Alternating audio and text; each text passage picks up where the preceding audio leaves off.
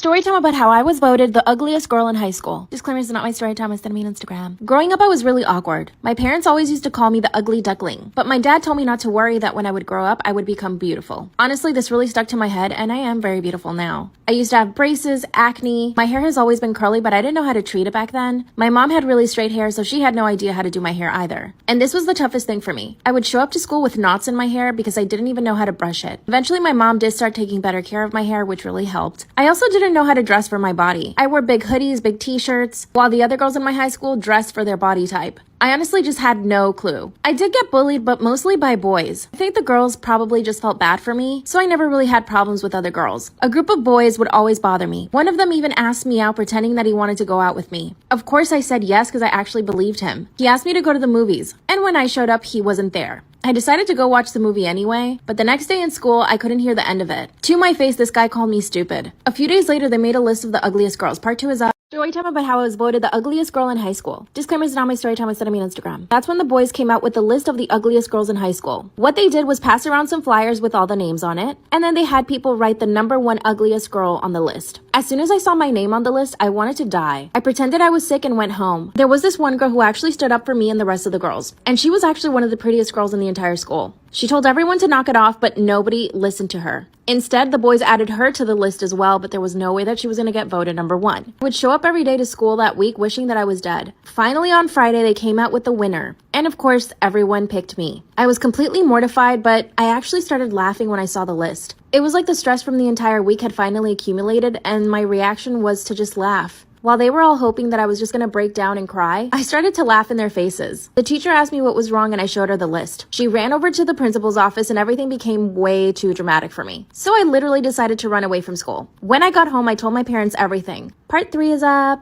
Storytime about how I was voted the ugliest girl in high school. Disclaimer, is not my storytime, it's on Instagram. When I got home and told my parents what happened, my dad actually started to cry. He actually did feel really bad for me. They sat me down and told me that looks weren't everything. That's when my dad told me again that I would grow out of this awkward phase. Then they decided to take me shopping to the mall. We went into this really cute clothing store that I had always wanted to go to but never had the courage to, and they actually bought me a full wardrobe. After that, that's when my mom took me to a salon and they actually did my hair. They gave me a whole hair care routine, which I had never even heard of before, and I even went and got some Noxzema, which actually the Noxzema really worked for my acne. So when I got back to school, I felt like a different person, but not really because I was still me. The principal had gone out of her way to make all the boys pay, but really they only got suspension and didn't go to school for a week. The rest of high school was actually not that bad. I did look a lot better. 5 years later, I'm absolutely gorgeous. And guess what? One of the boys who bullied me actually slipped into my DMs last week. What should I say?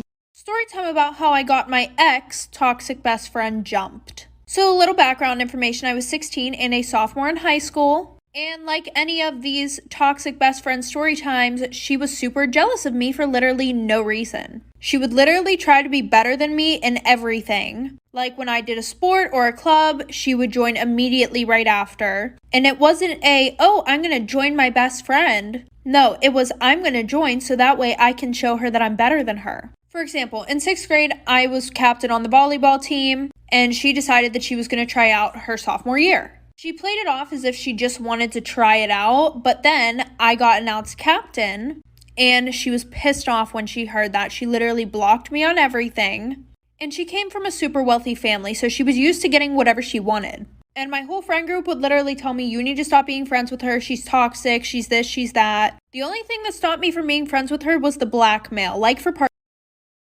2 about how I got my toxic ex-best friend jumped.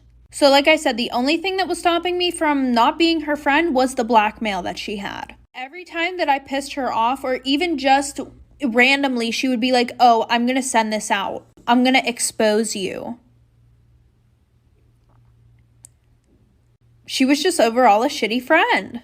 So I had an exposing account on Instagram where I would expose people in my class. It got banned, but she DM'd the account the blackmail. Little did she know it was literally me who was running it. Obviously, I didn't post it, but I showed one of my friends, and we kind of made a plan to get rid of the blackmail. So my birthday was coming up, and I was going to Disney, and my mom said that I could invite 2 friends. Originally, I wasn't going to invite Tessa, but since I had this plan, I invited her and one of my other friends. On the 3rd night, my friend and I decided to take our plan into action. Tessa was sleeping, so I went on her phone, and I went and deleted all the pictures. Like for part 3. Part 3 about how I got my toxic ex-best friend jumped. So like I said, on the third night, she was sleeping, so we went on her phone. I deleted all of the blackmail that she had on me, and I even went a step further and screenshotted all of the nudes that she was sending back and forth with older guys, and these guys were way older than her, like way older. And I sent them to myself and deleted the text off of her phone. Fast forward, we drop her off at her house. I stay over my friend's house and we decide that we're going to post everything to my exposing page. And we also came up with a really good idea. Why not send this to Tessa's parents? So we sent them to her parents. And guys, when I tell you this exposing page had so many people on it, it really did. Somebody was like, OMG, like, please send a face reveal. Like, I won't tell anybody. So what did I do? I sent a picture of Tessa, and that person posted it to their Snapchat story. Fast forward to the first day of school. We're outside for gym class, and 3 girls beat her out. Storytime of the worst birthday, and I'm pretty sure no one can top this. At the time, I was turning 25. I didn't want to do a big birthday party, so I did a small get-together. I held the mini get-together at my place, and it was around 10 to 15 of us. My friends and some of my boyfriend's friends all came. So as the party's starting, of course, we're taking shots. And my friend told me that she didn't want to drink. And I was like, why, you're pregnant or something? But I was joking. And she was like, I think so. I was like, by who? And she said that she did not know. She didn't know whether or not if she was pregnant, but she didn't want to be sick at the party, so she didn't drink. So everyone starts coming in, we're all having a good time. And she says she starts to feel lightheaded and she really didn't feel good. So I told her, to go inside of my room, lay down until she feels better. And she took some water and went to my room, which was the first mistake, which I'll get into in part 2. Part 2 of the worst birthday. So like I said, she was feeling sick and I sent her to my room. So as time goes on, I check on her just to make sure she's fine. But every time I looked, she was asleep. By the time the party was over, everybody passed out at my place. It was like a huge sleepover. So it had to be approximately 4:30 a.m. I wake up feeling a little nauseous. And when I got up and looked around, I didn't see my boyfriend. Unconsciously, I wasn't really thinking too much about him. I was just looking to get to the bathroom. Now my bathroom is connected to my room. So I walked through my bedroom to get to my bathroom. And remember, like I told y'all, I left my friend in my bed because she was feeling sick. Because she was possibly pregnant. When I got done in the bathroom, I went back in the room to check on her. But when I looked at the bed, it looked like it had 2 bodies.